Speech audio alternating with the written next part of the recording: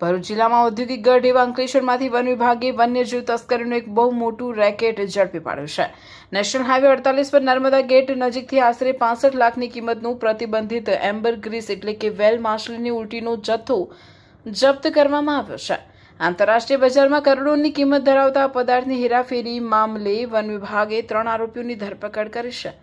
ભરૂચ જિલ્લામાં એમ્બરગ્રીસ પકડાવાનો આ સંભવત પ્રથમ કેસ છે, જેને પગલે વન્યજીવ તસ્કરોમાં ફફડાટ વ્યાપી ગયો છે।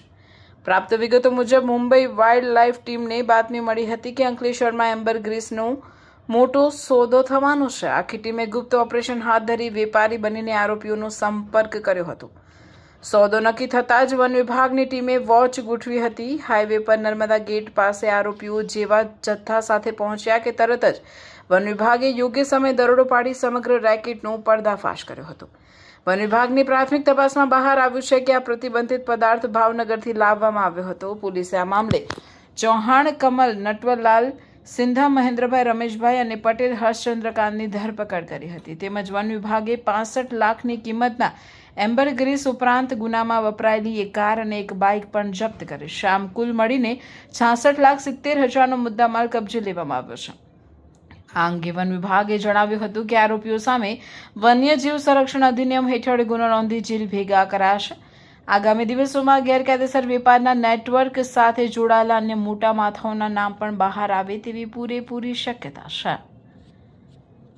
આજરોજ મહેરબાન નાયબ વન સંરક્ષક શ્રી સામાજિક વનીકરણ વિભાગ ભરૂચની સૂચના અને મહેરબાન મદદનીશ વન સંરક્ષક શ્રી ભરૂચ સામાજિક વનીકરણ વિભાગના માર્ગદર્શન હેઠળ અંકલેશ્વર રેન્જ તથા રેન્જના સ્ટાફ દ્વારા નેશનલ હાઈવે 8 નર્મદા ગેટ પાસે જે આરોપીઓ કમલેશ કુમાર નટવરલાલ ચૌહાણ, પટેલ હર્ષકુમાર ચંદ્રકાંત, સિંધા મહેન્દ્રભાઈ રમેશભાઈ દ્વારા વેલ માછલીની વોમેટનો વેપાર કરવા માટે, ધંધો કરવા માટે એ લોકો આવતા બાતમીના આધારે જે અમારી ઇન્ટેલિજન્સ બ્યુરો ટીમ સાથે એમને જે રેડ કરેલ અને એ મુદ્દામાલ સહિત 2 વ્હીકલ અને વેલ માછલીની વોમેટ કબજે કરી આગળની તપાસ કરવામાં આવેલ છે।